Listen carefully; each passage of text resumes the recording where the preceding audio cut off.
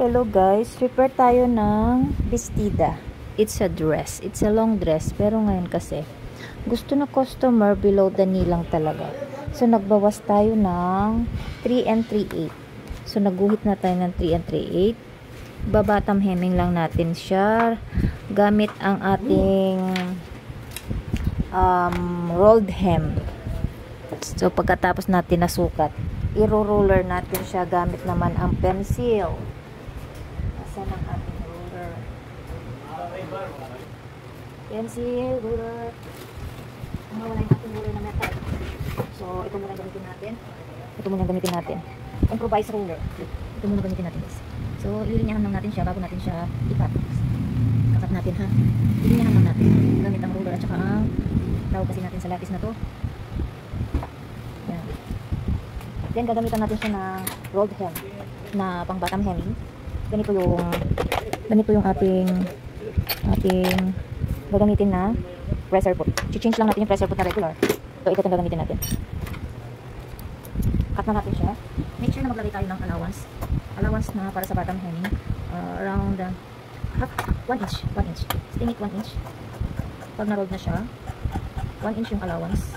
Pag sa roll, rolled bottom hemming na ang pressure foot natin is yung pagkang para sa dress. Yan. So, makat na natin.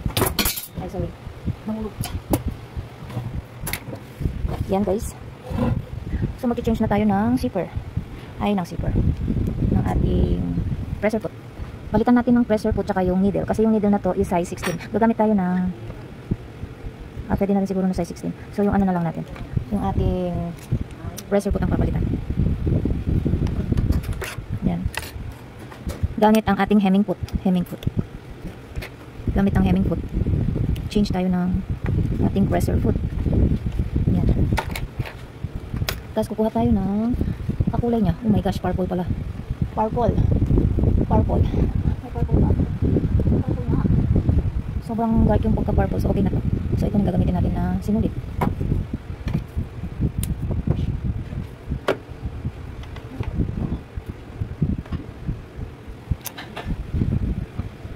Balik tayo ng sinulit. Purple. Purple.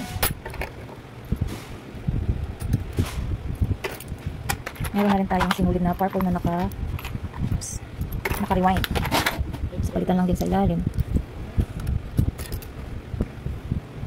Gumagamit din ako ng chani para mas mabilis ang pagpasok ng sinulit sa butas ng karayom. Diba, guys? Mabilis lang to, guys. Yan. Nakuha na natin. So, i-ano lang natin siyang ganyan. Pasok lang natin doon sa side. Gamit itong pinagtapasan. Try natin siyang tie-in.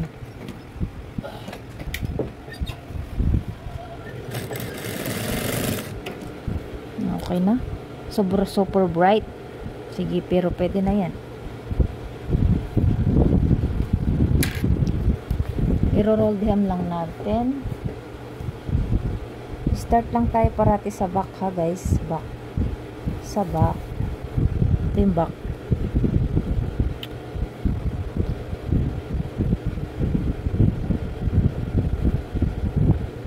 Check rin. Tignan natin, guys. Pakatutok natin para makita. Ayan. Yung ating rolled hem.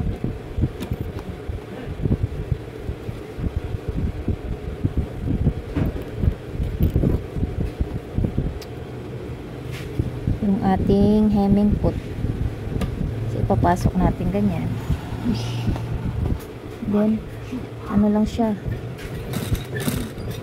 Ganyan lang. Tingnan mo, guys. Yan. Yan, nagaano lang yan. No? So, yun na yung magiging guide niya. Gaganon mo lang.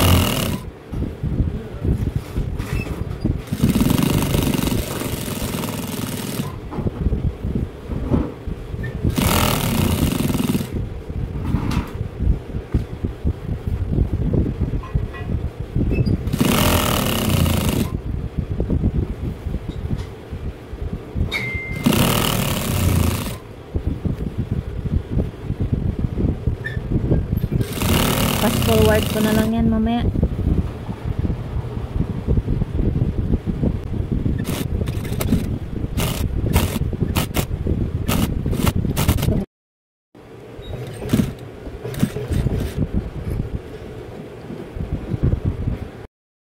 So, natapos natin yung isa. Ating body hemming. Yung isa naman na dress. So, ito guys, yung pangalawang bestida natin na dress. Mas mahaba ang laylayan. Haba. Ito po yung guhit na pinaguhit ni customer. So, lalagyan natin ng clip para hindi na siya mawala sa linya. Bago natin siya i-cut. Para patas na lang sa back and front ng ating dress. Super haba daw. Yung kanyang nabili siya Shopee. Shopee baka naman.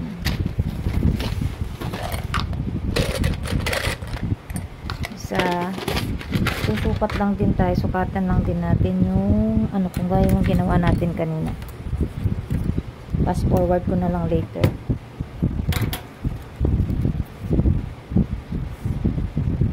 Ayun na niya.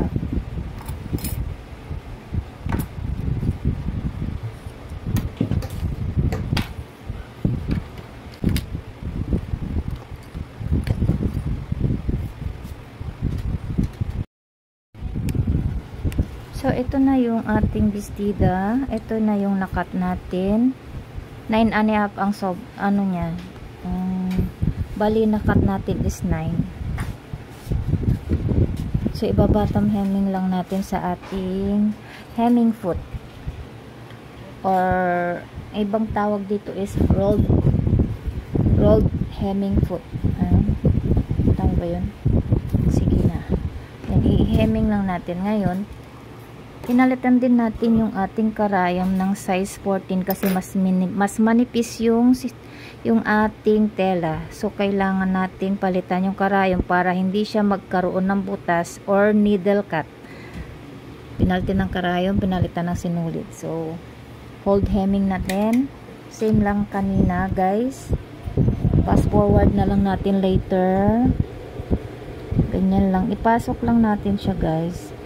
Tapos idudugtong lang natin yung sunod sa may dulo. Dahil nga siya, i-repair lang siya. Yan. So, yan na siya.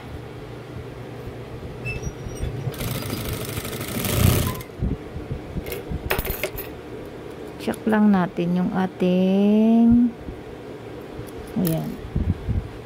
Kita nyo guys dito. Kita nyo ba? Okay. Okay, go na tayo.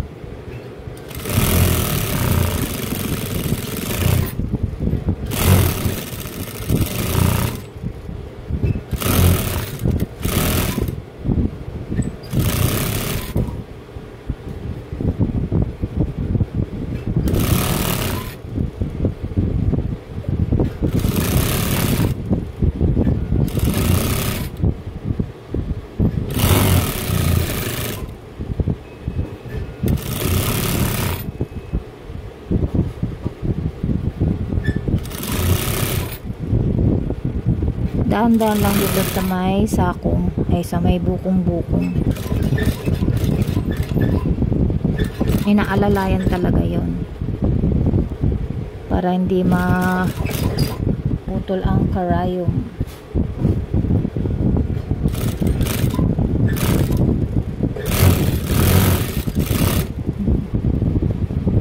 Tansya din.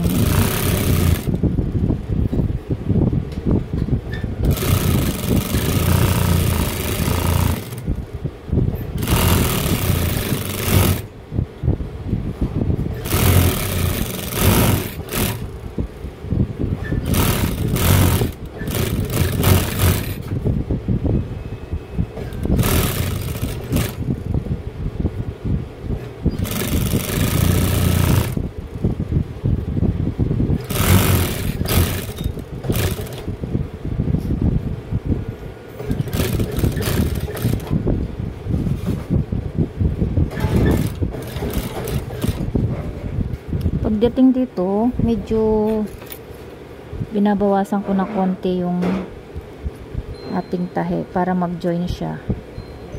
Yan. Ayan siya.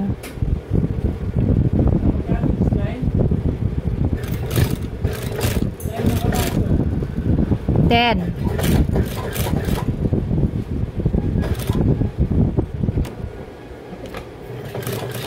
tinataas ko na yung pressure foot kasi tansyahin na lang nun. Okay na. Tapos na yung repair natin.